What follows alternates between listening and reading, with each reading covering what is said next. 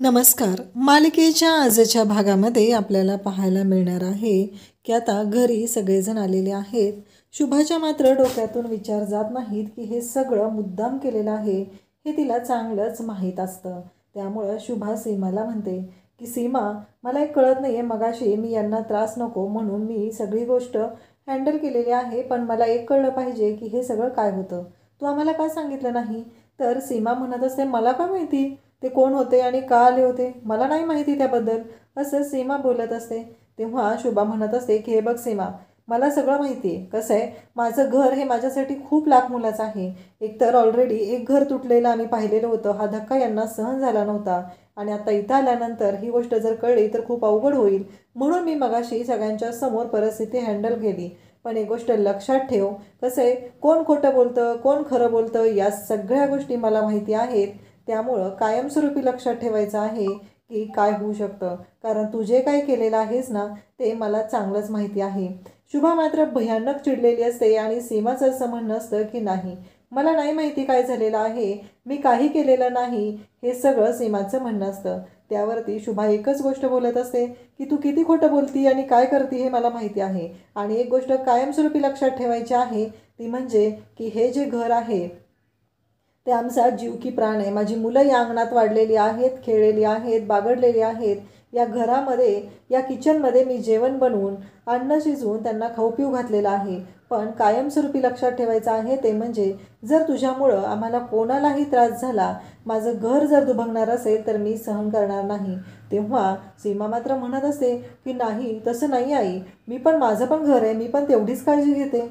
तेव्हा मात्र शुभा म्हणत असते, मला माहिती आहे तू किती काळजी घेते आणि काय करतेस ते.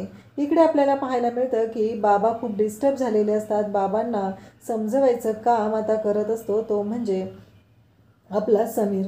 समीर म्हणत असतो की बाबा काळजी करू नका, आपण पुन्हा घर उभं करूया, मी आहे ना, मान्य आहे मला सगळं पडलेलं आहे. बरं मला सांगा किती काय काय झालेलं आहे. बाबा म्हणतात, अरे कौलं पडलेत ना, मग किती वेळ लागणार काय सांगता येते, अजून आत छप्पर काय झाले माहीत नाही आहे, एक दरवाजा पडलेला आहे, हे सगळं बाबा सांगत असतात. त्याचबरोबर आपल्याला पाहायला मिळतं की इकडे बाबा ते घर आहे ते इथेच ठेवायचं असं म्हणत असतात, कारण सानूने त्यांच्यासाठी एक घर बनवलेलं असतं. तेव्हा समीर म्हणत असतो की अरे हे घर सानूबाळा सगळ्यांसाठी आहे की नाही. बाबा म्हणतात, अरे आपल्या आजीचं पण आहे हे घर, मग त्यामुळं आजीला पण हवं आहे ना ते. मग ते सानूला समजून सांगत आहेत आणि सानूला म्हणत आहेत की त्यामुळं हे घर आपण बाहेरच ठेवूया, कारण आपल्या सगळ्यांचं आहे. आणि बाबा सर्वजण सानूची समजूत घालत आहेत. त्यानंतर आपल्याला पाहायला मिळतं की इकडे समीर येतो आणि म्हणू लागतो की बाबा तुम्ही काळजी करू नका, मी आहे ना, मी करेल सगळं व्यवस्थित. आणि मान्य आहे मला किती खर्च येईल माहीत नाही आहे, पण मी करेल मॅनेज. आणि आता सध्या थोडे पैसे कमी आहेत, आपण कमवूया, नंतर होईल मॅनेज, असं बाबा बोलत असतात. त्यावेळेस समीर त्यांना समजवत असतो. तेव्हा बाबा म्हणत असतात की हो समीर, खरंच आज माझा मुलगा मोठा झालेला आहे, या गोष्टीची मला जाणीव झालेली आहे आणि खरंच मला बरं वाटलं. त्यावेळेस समीर म्हणत असतो, हो ना, बरं वाटलं ना तुम्हाला, मी आहे ना. त्यानंतर समीर म्हणतो, तुम्हाला वाईट वाटेल पण एक सांगू का, मला ना तुम्ही तिकडे जाणार आहे ही गोष्ट आवडलीच नव्हती, मला पटतच नव्हतं की तुम्ही मला सोडून जावं. तेव्हा बाबा म्हणतात की हो का, आणि समीर म्हणतो की बाबा खिचडीचा सुगंध येतोय, आपल्याला गेलं पाहिजे. तेव्हा बाबा म्हणतात, हा ना गदड्या, तुला ना पोटातून म्हणजे आनंदच झालेला आहे, तुला ना बरं वाटलेलं आहे की आम्ही परत आलो आहे, तुला वाटत नव्हतं ना आम्ही तिकडे जावं. तेव्हा समीर म्हणतो हो. त्यानंतर इकडे सीमाला शुभा बोलतच असते. शुभा म्हणत असते की हे बघ सीमा, तुझी काय नाटकं चाललेली आहेत ना हे मला चांगलीच माहिती आहेत.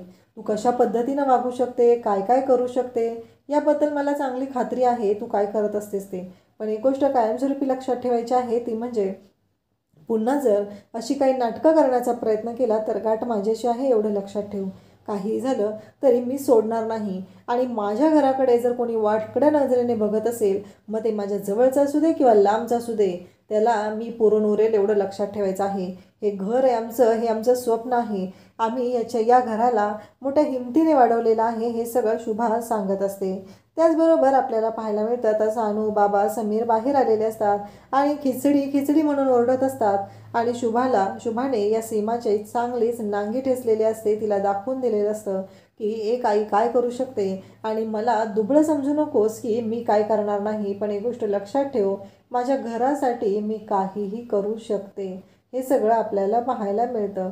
त्यानंतर इकडे सीमा त्याचबरोबर सर्वजण बाहेर आलेले असतात. शुभा सगळ्यांना खिचडी वाढत असते आणि सगळ्यांसाठी खिचडी म्हणजे खूपच आवडीचा बेत असतो. सगळ्यांचा मूड चेंजिंग बेत असतो. त्यावेळेस बाबा म्हणतात की खिचडी तर झालेली आहे, पण सोलाची कढी असती तर आणखी छान वाटलं असतं ना याच्यासोबत. त्याचवेळी तिथं आलेली असते ती म्हणजे स्वीटी. स्वीटी म्हणते हे घ्या, सोलाची कढीही तयार आहे. आणि मग सगळ्यांना जेवायला वाढायचं काम शुभा करत असते. शुभाची मदत स्वीटी करत असते. स्वीटी तिच्याशी बोलत असते. छान असं दोघींचं बॉन्डिंग असतं. बिचाऱ्या स्वीटीला खूपच वाईट वाटत असतं की हे सगळं झालेलं आहे. अंकल यांना खूप वाईट वाटलेलं आहे. कुठंतरी ही स्वीटी मनातून यांच्याशी मिळत जुळत राहत आहे. परंतु या सीमाला मात्र जराही काही वाटत नसतं. त्यानंतर आपल्याला पाहायला मिळतं की हे सगळेजण जेवायला बसलेले आहेत. मग समीर तिला सांगू लागतो की ही खिचडी म्हणजे खरंच खूप छान आमच्याकडे बेत असतो. कारण कोण आजारी असेल, कोण दमलं असेल, थकलं असेल, मूड जर खराब असेल तर आमच्याकडे ही खिचडी बनते आणि त्याच्याबरोबर ही सोलाची कढी. स्वीटी म्हणते आमच्याकडे ना येलो पिली रंग की कढी बनती है. तर मग इकडे ते बोलत असतात. तेवढ्यातच मकरंद तिथं आलेला असतो. सीमा असते. सीमाला सगळेजण जेवायचं विचारतात तर ती म्हणते की माझं फास्टिंग आहे, मी जेवत नाही. आणि ती आत निघून जाते. आणि त्याचबरोबर समीर म्हणतो की उद्या कर फास्टिंग. तेव्हा ती म्हणते तुला आहे सवय गोष्टी उद्यावर ढकलायची, मला अजिबात ती सवय नाही आणि मला ती सवय लावायचीही नाही. त्यामुळं तुझं झालं की ये, असं म्हणून ती आत निघून जाते. समीर मात्र शांतपणे सगळ्या गोष्टी हँडल करत असतो. तिला अजिबात विचार करायला वेळ देत नसतो, काही नाही, रिलॅक्स राहत असतो. फक्त त्याला एकच वाटत असतं की काही झालं तरी ह्या गोष्टी शांतपणे करणं गरजेचं आहे.